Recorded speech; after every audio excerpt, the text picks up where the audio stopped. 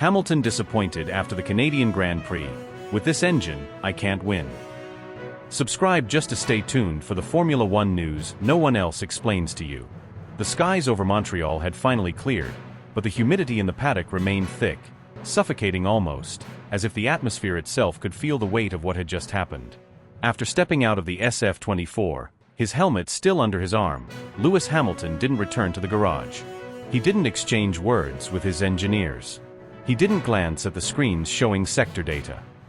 He walked slowly but purposefully, past the swarming media, past the fans craning their necks for a glimpse, and disappeared behind the red and black exterior of the Ferrari motorhome, isolating himself in a narrow alley where the shadows seemed to cling longer than they should. His jaw was locked tight, his breath slow but deliberate, and his arms folded not in defiance but in restraint against the storm inside him. Qualifying had just ended with a P6 result, a position unworthy of his name, unworthy of the Scuderia's legacy, and utterly unacceptable for a man who had been lured to Maranello with promises of a new chapter of history of glory. The rain had ceased, but the tension had only intensified. That's when the media, ever drawn to the scent of controversy, found him. A few steps closer, cameras raised, microphones extended, questions half-formed, expecting the usual protocol, the PR scripted remarks that smoothed over disappointments like soft asphalt over potholes.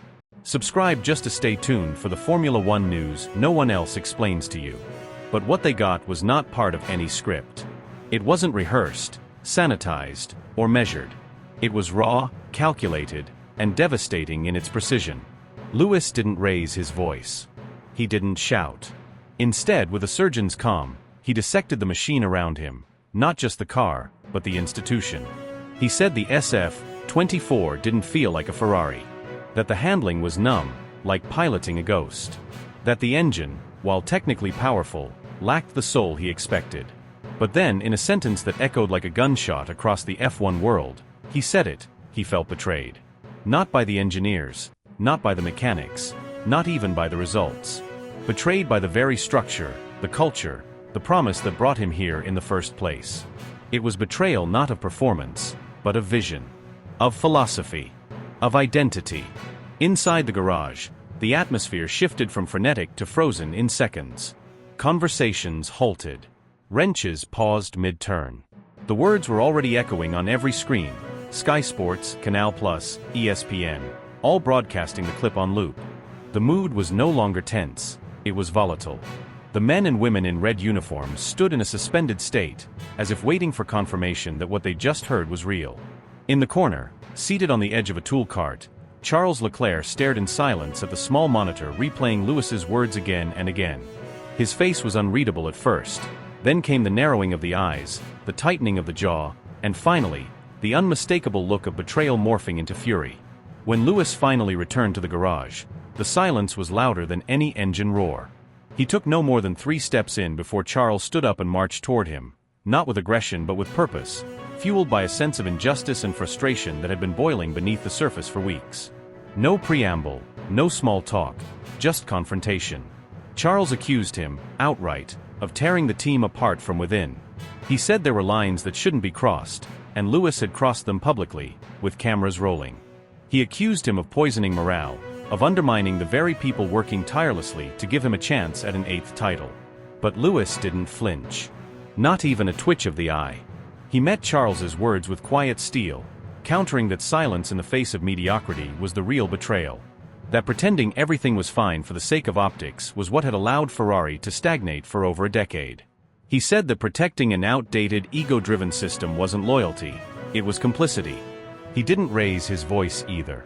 But every word cut like tempered glass, precise and cold. Subscribe just to stay tuned for the Formula One news no one else explains to you. The tension between them could be felt in the air, as if the molecules themselves were repelled by the magnitude of their opposing energies. There was no shouting, no fists, no drama, just intensity. Charles pushed back, saying that Lewis cared more about headlines and legacy than the team's cohesion. Lewis answered that legacy was built on truth, not on PR. That he wasn't here to play politics. He was here to win, and that meant shaking a few foundations if they were built on sand. The room didn't breathe. The engineers didn't move. The mechanics didn't even blink. And then, just as quickly as it escalated, it broke.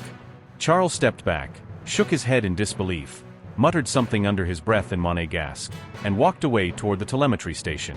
Lewis didn't follow. He sat down on the edge of the tire warmer cart, elbows on knees, gaze fixed on a distant point that no one else could see.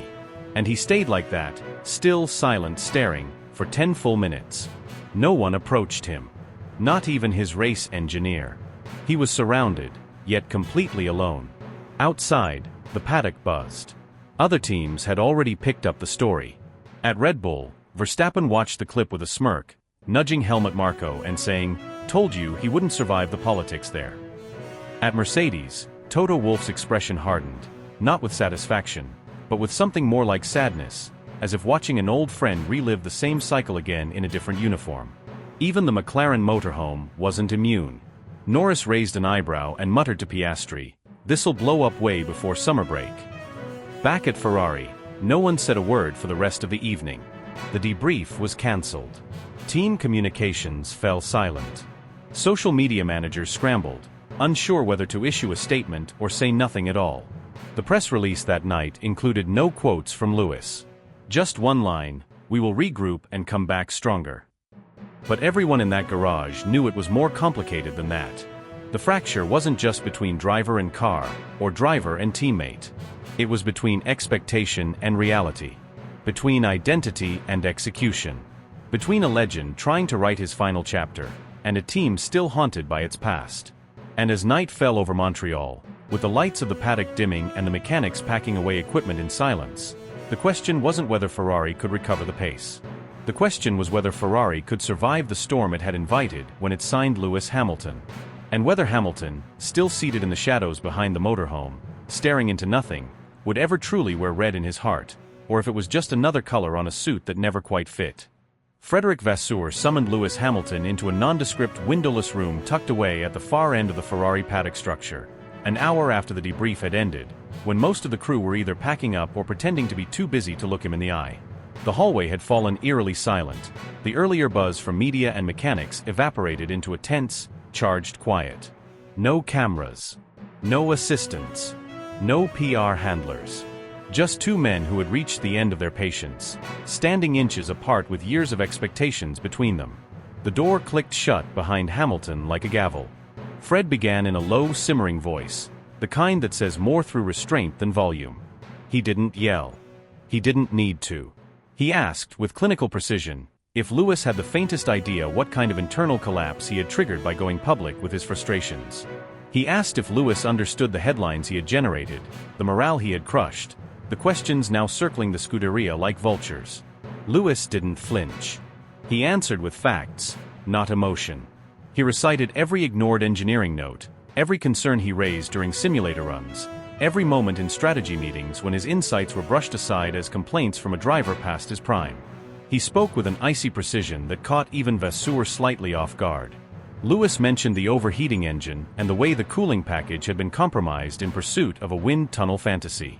He detailed how energy deployment maps were still lagging, how exit speeds were always sacrificed for a downforce profile that looked good in theory but dissolved in Sector 2. He noted how upgrades arrived late, how they were rarely validated properly before track use, how every technical briefing began with enthusiasm and ended with a shrug. Fred, arms crossed, told him it was unprofessional to embarrass the team in front of the world. Lewis leaned in, elbows on his knees, his voice calm but razor-sharp, and asked, "How many more races was I supposed to keep pretending we weren't failing?" Fred raised his voice then, accusing Lewis of being bigger than the team in his own mind, of forgetting that Ferrari was a temple, a name, a symbol. Lewis shook his head slowly, tired but defiant. Symbols don't win races. Work does. Unity does. Truth does. Legacy doesn't matter if the people behind it are afraid of change. There was no yelling after that. No outburst. Just a pause, long loaded and heavy, before Fred turned away and muttered, "Then maybe you don't belong here." Lewis stood, nodded once, and walked to the door. No handshake. No eye contact. Just the soft sound of his boots hitting the floor as he disappeared into the hallway, leaving only silence in his wake. Hours later, with the paddock emptying and the moon casting long shadows over the motorhomes, Hamilton emerged from his own unit in plain clothes, hood up, face unreadable. He moved like a ghost through the narrow service corridors of the Paddock village, skirting the floodlights and avoiding stray photographers. When he reached the black and silver facade of the Mercedes hospitality suite, the security detail recognized him instantly. No words were exchanged. The door opened. Inside, Toto Wolff sat alone at a polished table, sleeves rolled up, a half-empty tumbler of Lagavulin in one hand. His expression didn't change when he saw Louis walk in. No surprise. Just a slight tilt of the head. Louis sat down across from him without a greeting, looked at the glass, then at Toto. A long pause stretched between them. Finally, Toto broke it. "I heard the storm." Louis didn't nod, didn't smile. He stared into the middle distance. Then slowly he said, "It wasn't a storm. It was clarity." He explained that the dream had crumbled, not because he didn't try, but because Ferrari was stuck in a museum, trying to race using nostalgia and heritage instead of innovation and courage. He spoke about the feeling of isolation inside the team, how meetings became monologues, how engineers were more interested in defending their concepts than evolving them, how no one dared to admit failure until it was too late. He talked about the culture, the stiffness, the fear of rocking the boat. "They want a soldier," he said, "not a leader." Toto swirled the scotch, watching the amber liquid catch the light. "Do you regret it?" he asked.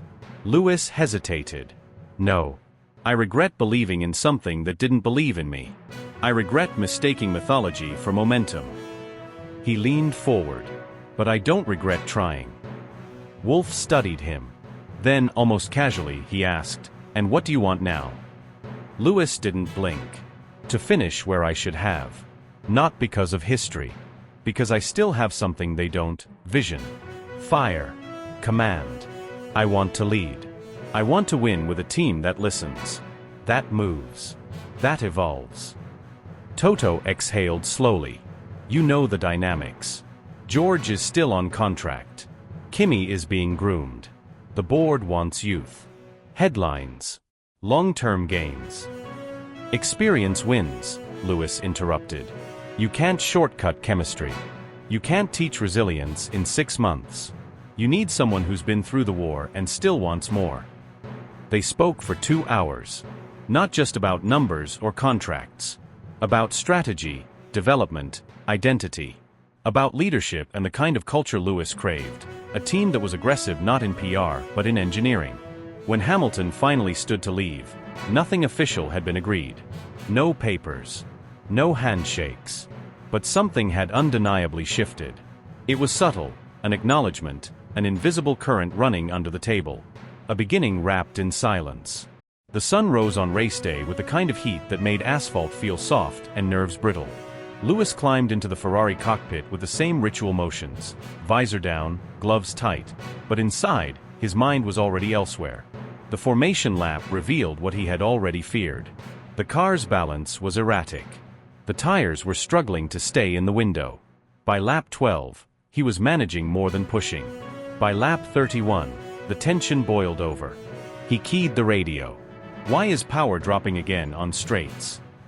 The reply came back cautiously. "Temperatures are elevated. We're managing the hybrid output too." "This is exactly what I warned you about in Bahrain," he snapped. "You've changed nothing." His tone wasn't angry. It was surgical. It was the sound of a man who knew the answer before he asked the question. It sliced through the comms channel like ice water. The pit wall fell quiet. Engineers looked at each other, some wide-eyed, others already looking away. Everyone heard it. Everyone felt it. Louis wasn't just driving. He was delivering a verdict. He brought the car home in P5. Not fast. Not slow. Not fighting. Just surviving. When the checkered flag waved, he didn't even acknowledge the engineer's attempt at a debrief. He parked, stepped out, and walked directly past the press area. Cameras flashed, microphones stretched toward him. He didn't flinch. Didn't slow down. His eyes didn't scan the crowd. He moved through it like it wasn't even there. Inside the Ferrari garage, monitors flickered and team members stood frozen, unsure whether to speak or wait. But Louis didn't stay long enough for the silence to break. He disappeared down the tunnel that led out of the paddock, alone, walking not with defeat but with the precision of a man already planning the next move. And far across the paddock, behind the black glass facade of another team, a door remained ever so slightly ajar. Later that night, long after most garages had closed and the media pens had emptied, he uploaded a single cryptic image to his social media accounts. It wasn't a statement. It wasn't an interview. It was just a photo, his 2020 Mercedes helmet, pristine and iconic, resting carefully on a black velvet chair that looked almost like a throne. No logos. No tags. Just the helmet and a simple caption below it: "Sometimes home isn't a place. It's a feeling." There was no need for elaborate context. No hashtags. No mention of any team. But to those who had followed Formula One for years, especially through its modern hybrid era, the meaning was instantly clear. It wasn't just a nostalgic gesture. It was a tremor. A signal. A coded message that triggered a seismic wave across the F1 community that night and the days that followed. The silence spoke louder than words ever could. Within minutes, forums exploded with theories. Reddit threads ballooned to thousands of comments. Instagram and X, formerly Twitter, buzzed with speculation, fan art, old photos, helmet comparisons. Some said it was a farewell to a phase. Others said it was a hello to something yet to come. But among the fans, pundits, and insiders, a chilling consensus began to form. This wasn't just emotional reflection, it was preparation. According to multiple unconfirmed but credible Paddock sources, engineers inside the Mercedes-AMG Petronas headquarters had already begun running informal simulations, not with Russell and Antonelli, but with data modeled after Hamilton's driving style. Simulators were being booked after hours. Analysts were tweaking tire degradation models based on his 2020 telemetry. Something was being tested. Something was being rehearsed. And it wasn't just nostalgia. It was logistics. Whispers then turned into murmurs, and murmurs into real-time rumors. Legal teams close to Hamilton's camp were reportedly reviewing the finer points of his Ferrari contract, especially the exit clauses. These weren't speculative reviews. According to one London-based legal consultant known for working with elite athletes, there are eyes on every sentence now. They're looking for doors that might have been left slightly open, whether intentionally or not. While Ferrari maintained a stern no-comment posture publicly, internally, the atmosphere turned tense. Senior management reportedly went into lockdown mode. Meetings were moved off-site. Communications teams were silenced. Key personnel in Maranello were instructed to avoid even the appearance of confirmation. Everyone was on edge. Simultaneously, across the English Channel in Brackley, the mood was more fluid, restless, alert, but not panicked. Toto Wolff was said to have held an emergency video conference with select Mercedes board members and key shareholders. Not to make a decision, but to map contingencies. What if Russell resisted? What if Antonelli's development plan was disrupted? What if Hamilton demanded guarantees or brought new sponsor obligations that conflicted with existing agreements? Every angle had to be considered. Every move had to be calculated. Because if this switch was even remotely possible, the implications would be vast, not just for Mercedes or Ferrari, but for the competitive order of Formula One itself. Behind the scenes, George Russell, normally cool, media-savvy, and outwardly diplomatic, was reportedly fuming. Though no official statements came from his camp, those close to the driver suggested he felt undermined and frustrated by the way the narrative had shifted so suddenly. After years of serving as the heir apparent and taking on the mantle post-Hamilton, to now see the media and the fans so eagerly entertain the return of the king was, in his view, a slap in the face. He skipped his usual Thursday media walk. He avoided team briefings with a visible scowl. His engineers noted a change in his tone. Sharp. Impatient. Distracted, said one anonymous source inside the garage. Meanwhile, Kimi Antonelli's father, Luca Antonelli, a quiet presence in the paddock until now, was seen in deep conversation with his son's legal advisors near the Pirelli motorhome. Some speculated he was worried that if Hamilton returned, it would either delay or entirely derail his son's highly orchestrated promotion to the main team. For months, Antonelli had been groomed as the next golden project of Mercedes, one of the youngest ever to be considered for a full-time seat. But with Hamilton in the picture, development time would be slashed, test sessions would be restructured, and Kimi would be forced into a shadow role he wasn't prepared for. The family had questions. And they wanted answers. Beyond the garages and press rooms, the fan response was nothing short of volcanic. Hashtags like hashtag Hamilton Homecoming, hashtag Return of the Joy-T, and hashtag F1 Shockwave began trending globally. Comment sections split into factions, some calling for one last dance in the Silver Arrow, others begging him not to risk his legacy by returning to the team he once dominated with. Some felt betrayed on behalf of Ferrari, seeing the move as a premature exit from a project that hadn't even had time to breathe. Others saw it as destiny, a final poetic full-circle ending. Even Netflix got involved. According to two separate sources connected to the production of Drive to Survive, the streaming giant immediately ordered a reshuffling of its episode structure to dedicate a full arc to the Hamilton saga. Producers were seen around the paddock with panicked energy, trying to gather reactions, exclusive quotes, and even unseen archival footage from the Mercedes-Hamilton golden years. One producer was overheard saying, "If this happens, it's not just a season-defining story, it's the modern F1 story. Everything else becomes secondary." Journalists, meanwhile, were in a frenzy. Paparazzi chased Hamilton's team through airports. Cameras staked out hotel lobbies. Columnists rewrote entire features overnight to insert references to the helmet post. Analysts began poring over every race radio transmission from Hamilton's recent Grand Prix, dissecting his tone, his pauses, his word choices. Was he sending a goodbye? Was he already checked out? Was he negotiating in public, using the fans as leverage? By morning, the sport was no longer operating within the predictable rhythm of calendar dates, tire allocations, and weather forecasts. Everything was now fluid, reactive, emotional. The return of Lewis Hamilton to Mercedes was no longer a hypothetical.